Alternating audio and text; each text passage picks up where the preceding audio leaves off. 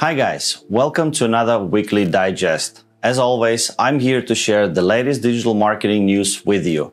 Before we start, let's have a quick look at last week's events. Many of us were searching for gifts for International Father's Day. I believe the online shopping sector has experienced a nice spike in transactions. How did you manage to congratulate your father? What did you buy? Let me know in the comments down below. Alright, let's move on to the news I have for you, and let's start with SEO. Google changed the guidelines for product variation pages and rich results. Well, what does it mean?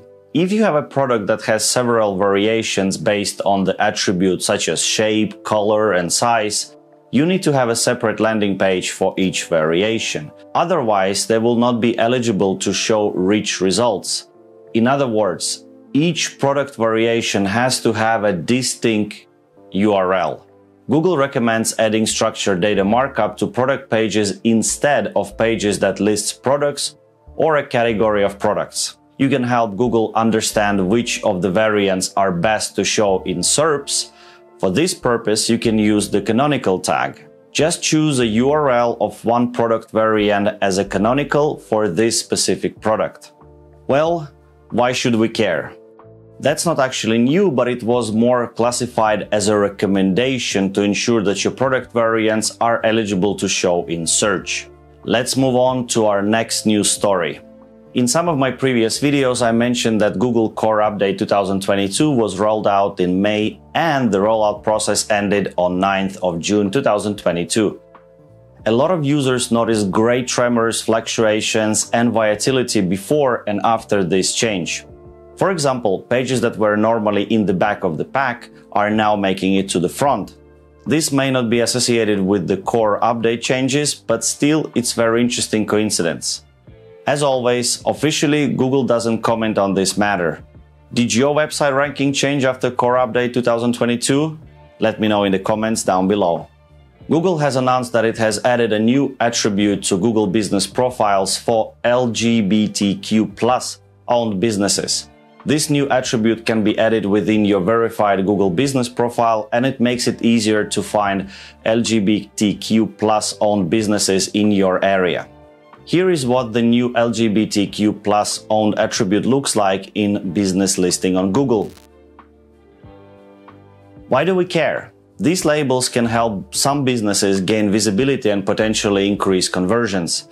Businesses need to leverage any advantage they have to help grow their revenue and their customer base. Plus, it's nice to see Google continue to promote diversity. A new look for Google News. Google has launched a revamped design last week where the search company said they made it easier for you to catch up on the most important news by bringing top stories, local news, and personalized picks for you to the top of the page. Here is what the new homepage looks like. You can see the local news at the top right, which you can actually customize. You can also customize the news and sections with the blue Customize button. Google has come a long way when it comes to UX and UI in their products. Of course, my digest will not be complete without news about Google and Bing experimenting with their interfaces. Google was testing an expandable locations that is in a collapsible menu in the Google search results. Now Google is testing an in-store nearby section that is expandable within a collapsible menu. Google seems to be testing showing 2 rows of article boxes with images, even including social media sites, about a brand below the brand search results snippet. Microsoft Bing is once again testing security labels on the search results snippets. Here is Bing testing adding a secure and HTTPS label to some search results based on my tests. Why is it essential to track different tests that search engines do? The answer is simple. They directly influence your website. Growth or decline of impressions and increase of engagement, also known as CTR. All these changes can be associated with search engines changing their interface. Let's dive into PPC news. Microsoft launched Cashback promotions for product ads. The new program aims to increase clicks and conversions for online retailers. Let me give you a brief summary. If you've been following digital marketing news for a long time, or even better, watched my weekly news, then you should remember that a month ago Microsoft announced cashback promotions for product ads. Finally, this feature is available. So let's see what cashback promotion campaigns look like and what's more important, who will pay for them. So this is how it works. The new feature is a Microsoft-run cashback program for US on product ads. The goal of the program, Microsoft says, is to drive incremental sales and return on ad spend, ROAS, growth for advertisers and retailers. When a user clicks on an ad that features a cashback promotion, they will have 24 hours after the click to complete the purchase. Microsoft will automatically attribute the purchase to the click and process the cashback. All cashbacks are managed by Microsoft, and users can redeem their rewards through the Microsoft Cashback dashboard. Why should you care? Though this is Microsoft-run program, online retailers are paying for it through increased CPC. If Microsoft AI can differentiate between low and high value sales and drive traffic accordingly, it seems like a great way to get more clicks and conversions. However, we have yet to see if the increased CPC will make program worthwhile. We'll probably try this with one of our clients, and I'll report back to you in future videos, so subscribe so you don't miss it. Google increases local search ads review requirements. Some US business categories may see their local search ads disabled until they meet the new requirement. Last week, Twitter user Lan received an email from Google Ads notifying him that starting on June 30th, some of his client accounts will need 5 reviews before being allowed to run a local service ad, LAS for short. The current requirement is 1 review. Who is affected by this, you ask? Right now, there are only a handful of categories that require 5 reviews. Those business categories are real estate agents and brokers, personal injury lawyers, HVACs, heating, ventilation and air conditioning, house cleaners, tree service, roofing service providers. We know that more reviews help consumers make an educated and informed decision, but this new policy could make it more difficult for new businesses to advertise using LAS. Nonetheless, fake reviews are a reality, and it'll be interesting to see how Google will address this in the future. Everybody can generate 5 fake reviews if needed, so I doubt it will be stopping anyone. It's also curious that categories such as childcare, financial planners, and general contractors, where you might want to do a little bit of research, have fewer requirements. What gives, Google? No noteworthy news about analytics this week, so we'll skip it this time. Let's talk about social media next. This news deserves special attention. This was the news that I decided to try out myself. I will even devote a special video to it. So are you ready? Well, now we have Telegram Premium. Yes, a paid subscription with somewhat useful perks. I am an avid Telegram user, so naturally I paid for the premium version. In 2022, Telegram was amongst the top 5 most popular messengers with more than 700 million active users each month. Just wow. And this amazing growth happened pretty much thanks to marketing on the grapevine. Telegram Premium is a way to say thank you to its creators and to help make app even better. Messenger will always stay free, don't worry. But with the premium account, your limits are doubled. Groups, channels, group chats, public links, saved GIFs, favorite stickers, and so forth. You will also be able to send files up to 4 GB. On top of that, premium account owners will be able to transcribe voice messages, a really useful feature when you can't listen to audio messages. And get packages of exclusive stickers, emojis, and reactions. I personally couldn't care less about those. You will also stand out with an awarded premium badge and get advanced tools to manage your account. Premium subscribers won't see any ads in the app as well. Also, they got pricing right. For once, only $4.99 a month on iOS devices and $3.99 on Android devices. So the question is, pay or not to pay? If you use Telegram for your personal messaging needs, I wouldn't pay. But if you use it for work, like me, I think it's a good deal. My question to you is, will you pay for Telegram Premium? Are you a YouTuber? Well, in that case, you know that when you uploaded your video and noticed some errors while watching it, the only way to make corrections was to delete the video, make corrections and upload a new version.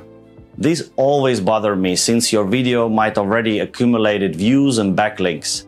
YouTube finally did something about it, and it only took them like forever. This new feature aimed at YouTube creators will make it possible to add corrections to videos after they go live.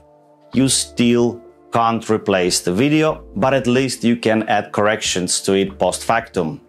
Creators will be able to add correction cards to the video timeline. Clicking on that card will show a description with a correction or clarification. Not a perfect solution, but it's a step in the right direction for sure. Better late than never. But what about Meta, you ask? Don't worry, new Meta updates are here. Mark Zuckerberg decided not to be outdone by other social media platforms offering a wide range of monetization tools. So now creators will have new ways to make money on Facebook and Instagram as well. There are 6 new updates, so let's dive in. No revenue sharing on events, subscriptions, badges, and bulletins until 2024.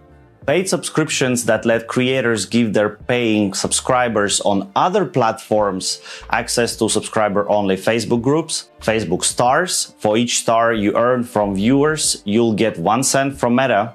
So it is an easy way to earn money by expressing yourself via on-demand videos such as Reels or live videos. The Reels Play Bonus program is open to more creators on Facebook and lets creators post their Instagram Reels to Facebook. Creator Marketplace. Meta is thinking of setting up a space where creators could easily connect with brands looking for influencers.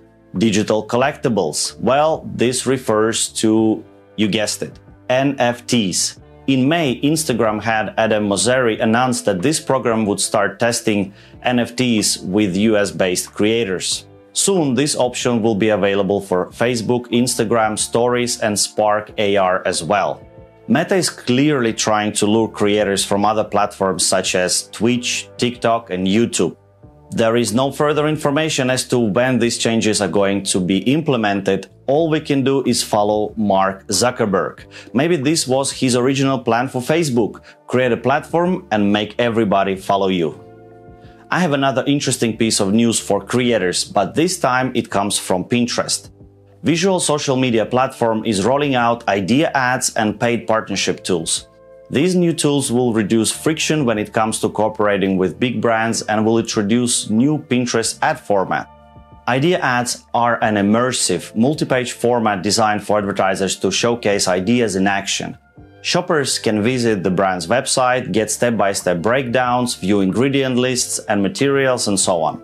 With idea ads with paid partnerships, brands can partner with Pinterest creators to tell their story authentically and creatively. Businesses can collaborate with creators and produce immersive, interactive branded content that can be promoted to a wider audience.